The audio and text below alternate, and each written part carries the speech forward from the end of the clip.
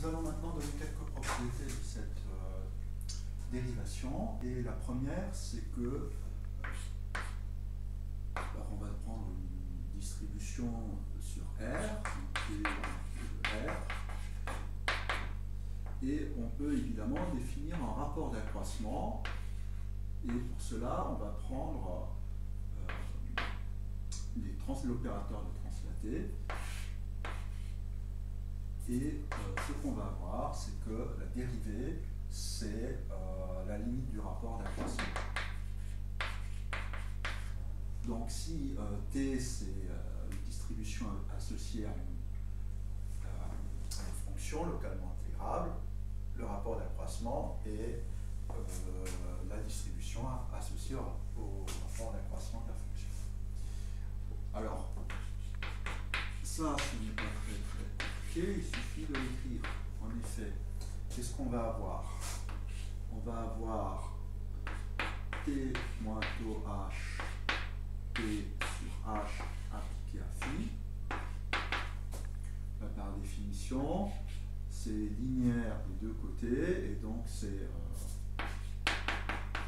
T phi moins taux H T phi sur H, et puis maintenant, ça c'est T taux H phi, et donc ceci n'est rien d'autre que T appliqué au rapport d'accroissement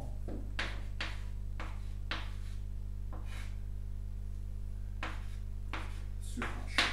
Alors, on va distinguer, donc là j'ai pris T dans des primes, et donc phi et C infini à support compact.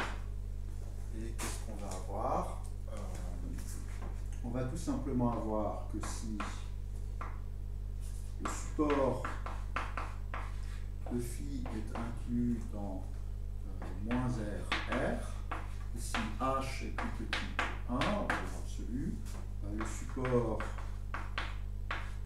de taux H phi est inclus dans moins R moins 1, R plus 1. Je pense là juste le support par H. Et donc, le support de ceci est inclus dans moins R moins 1, R plus 1. Et donc, il existe une constante C, et il existe un entier N, tel que si ici c'est infini à support compact, avec un support inclus dans moins R moins 1, R plus 1, alors T psi est plus petit que le sub sur tous les bêta plus petit que N de la norme finie. Bon, ici on est en dimension 1, donc c'est juste bêta, c'est les entiers, pas des huitièmes. Et donc si on applique ça,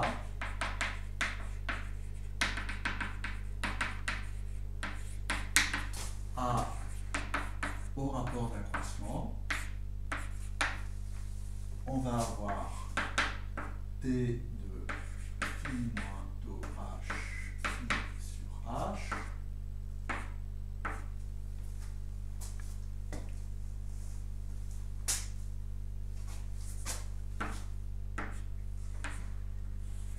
et puis on retrouve phi moins T phi prime qui est donc T de phi moins taux H phi sur H prime.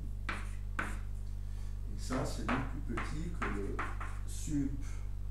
Alors, plutôt que bêta, on va prendre les entiers, j plus petit que n, de la norme infinie dérivée jm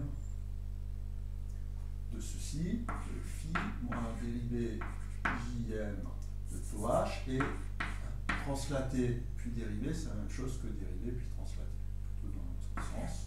Et j phi sur h, phi en norme infinie, et tout ce qu'il suffit de voir, c'est que le rapport d'accroissement prend uniformément vers phi prime, donc ceci tend vers 0, car là encore on va prendre une définition, si qui est C infini à support compact, qui de x plus a moins qui de x moins h sur h,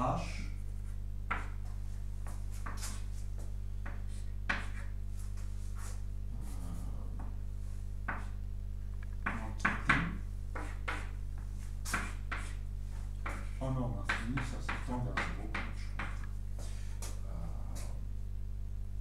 Ça, c'est donc appliqué sur la région J ici, c'est appliqué avec qui cette fonction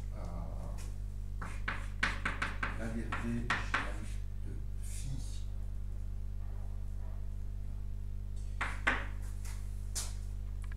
Le rapport d'accroissement converge uniformément vers la dérivée. L'exercice de là. Donc, qu'est-ce qu'on vient de montrer? On vient très précisément de montrer tout ceci dans D'. Dans S', c'est essentiellement la même chose. Donc voilà la première chose que je voulais énoncer. Et la deuxième, c'est que la formule de Leibniz reste vraie. Donc, on va prendre B, C infini de RD, tel que D alpha B est toujours borné, de telle façon que, non, je n'ai pas besoin de ceci,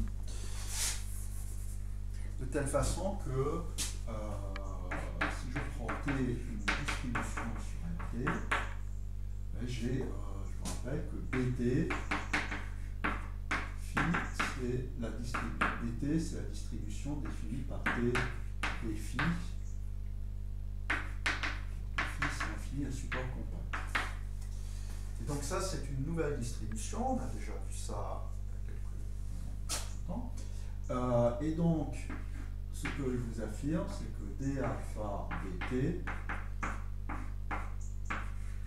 c'est la somme des coefficients binomiaux, la formule de Leibniz, des, comme ça, bêta B, D alpha moins bêta T pour tous les bêta.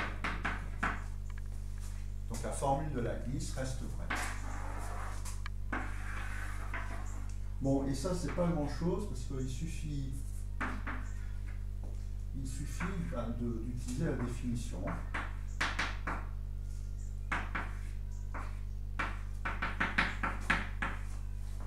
Quand vous faites ce calcul-là, qu'est-ce que vous allez avoir? La dérivée passe de l'autre côté avec un moins 1 puissance longueur d'alpha, d alpha phi. C'est donc égal à moins 1. Alors on va juste le faire déjà pour alpha de longueur 1. Ça va être mieux.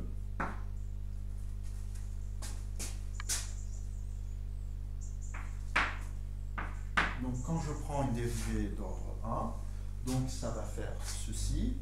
Et ça, c'est donc égal à moins t b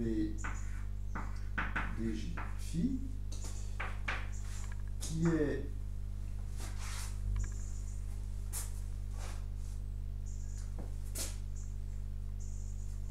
moins...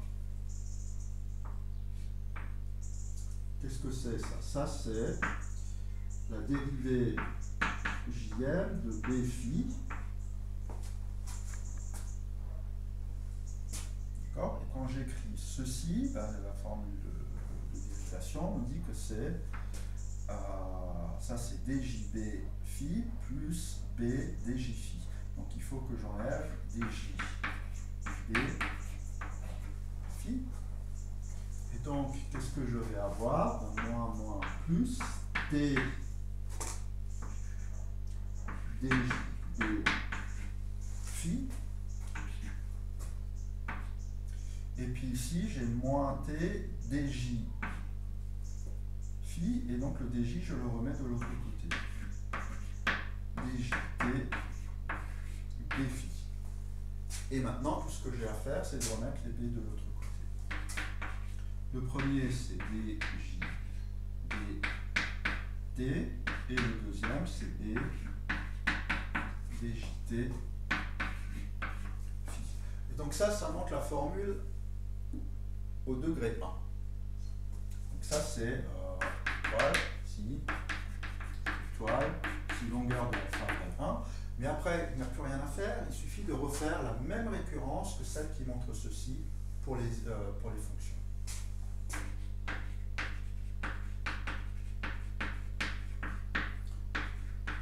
Donc c'est une récurrence sur longueur de alpha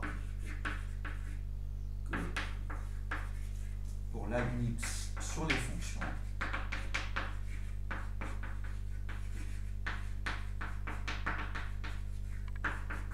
Là, vous devez donc il n'y a vraiment rien à faire, il suffit de le faire à l'ordre.